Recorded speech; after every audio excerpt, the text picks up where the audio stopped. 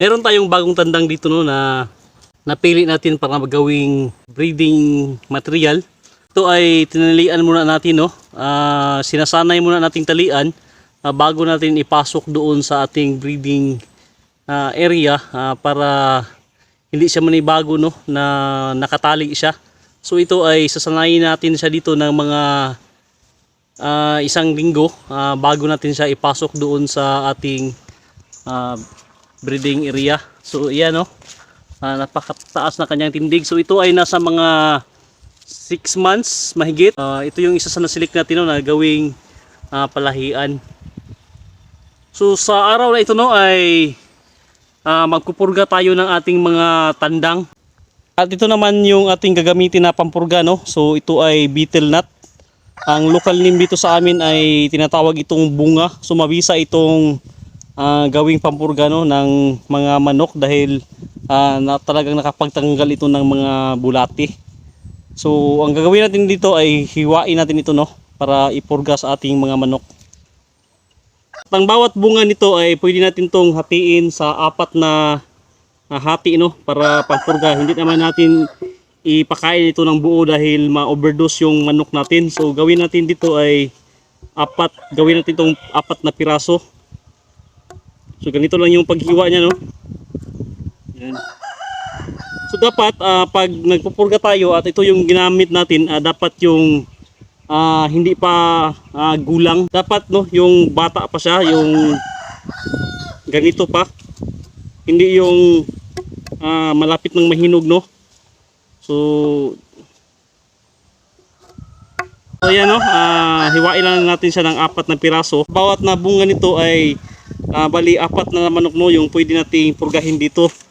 Depende naman no sa laki ng manok. Pag mga sisiw lang siguro yung nito kalaki, pwede pa natin itong hatiin no sa 2 piraso. So ganito yung ating pampurga ng manok. So ang gawin natin tanggalin natin tong balat niya. Pag tinanggal natin ito, so ganito na siya. Yan. So ito ay hindi ang tawag sa amin nito ay hindi pa siya linghod. So yan, dapat linghod no yung gamitin natin pampurga. So magdala muna tayo ng 4 na piraso doon. So ito no. At ito na yung pampurga ng ating manok. Ito na yung gawin natin pampurga ng ating mga manok.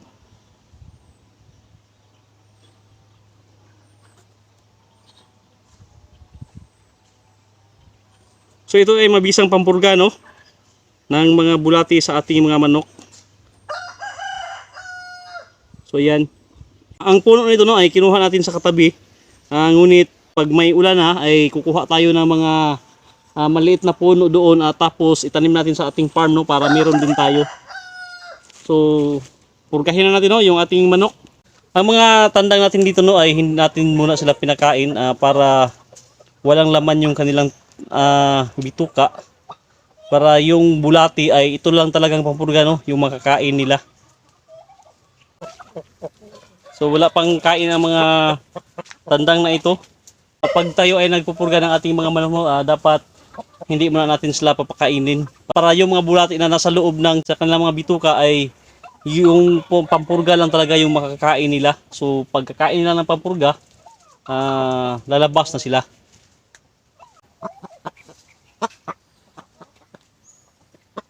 So ito naman no, yung pupurgahin natin. So ganyan lang. Yan. So yan no, wala pang laman yung kanyang lalamunan.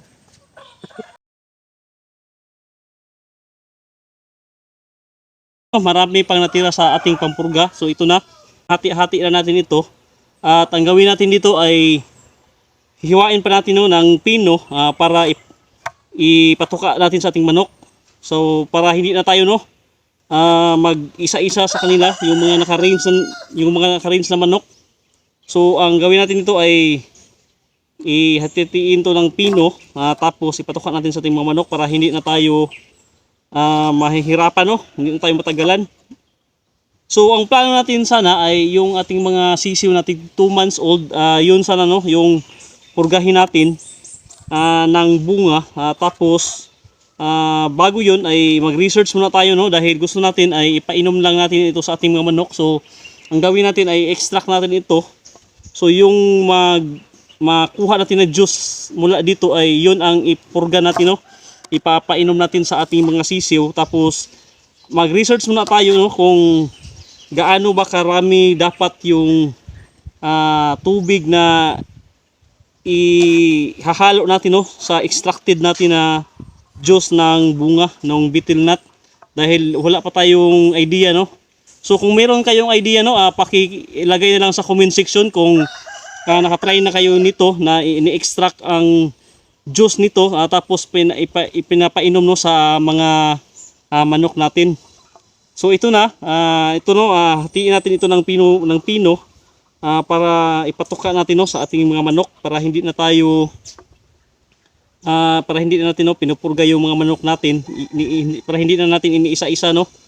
So subukan lang natin ito, no, hindi pa natin ito nasubukan dati dahil noong isang araw lang natin ito na-discover na may marami palang puno ng betel nut dyan sa kabila. Kaya ngayon lang natin ito, no, nagamit. So maraming beses na tayo nagpurga dito, tapos ngayon lang natin nalaman na mayroon palang maraming puno ng betel nut doon sa kabila. So yun, kumuha tayo kahapon at ito na nga, gagamitin natin ito ngayon para pampurga sa ating mga manok, no, para hindi na tayo bibili ng pampurga. So napakaraming bunga pa doon, no. Hindi lang natin dinamihan ng pagkuha dahil hindi pa kasi natin alam, no, kung pwede ba natin i-extract. So subukan natin, no, mag-research muna tayo bago natin i-extract yung juice nito, no, para ipainom natin sa ating mga sisiw, dahil ang gagamitan natin dito ngayon ay yung mga malalaki lang na mga manok.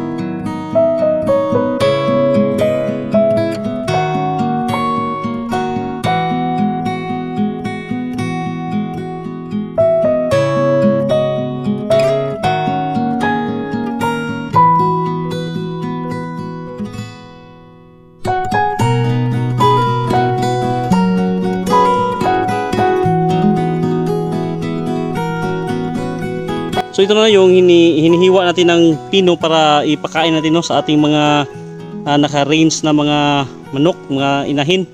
So subukan natin ito, no. Hindi pa natin ito na-try dati. So ngayon lang natin ito tinatry para hindi na natin sila iisahin, no, sa pagpakain ng betel nut pampurga. So tayo na.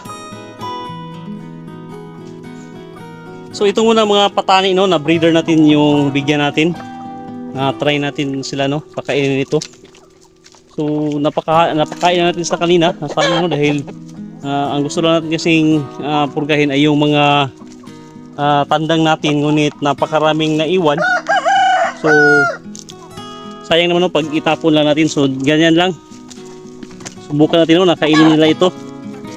So kahit ilang piraso yung makain nila dyan. Ayan, no, tingnan natin. So ayan, kinakain nila, no, yung ating pampurga. So yan, no, sayang, no, at napakain natin itong ating mga breeder. Yan, busog na sila. So yan, no, kinakain na nila para hindi na tayo mahirapan. So yan, dahil maliliit na siya, so kinakain lang, no, yung iba natapon. So yan, kinakain naman. So yan, no, isang pamaraan natin para hindi na tayo matagalan, no, sa pagpurga ng ating mga manok. So sa sunod na buwan, pag magpurga tayo ay ganito na lang, no, i-slice lang natin ang pino, tapos ipatukan natin sa kanila at hindi muna natin sila papakainin, no, para sigurado tayong yung mga burati lang yung kumakain. So ayan, ubos na, no, yung bunga, yung pampurga natin. So yan.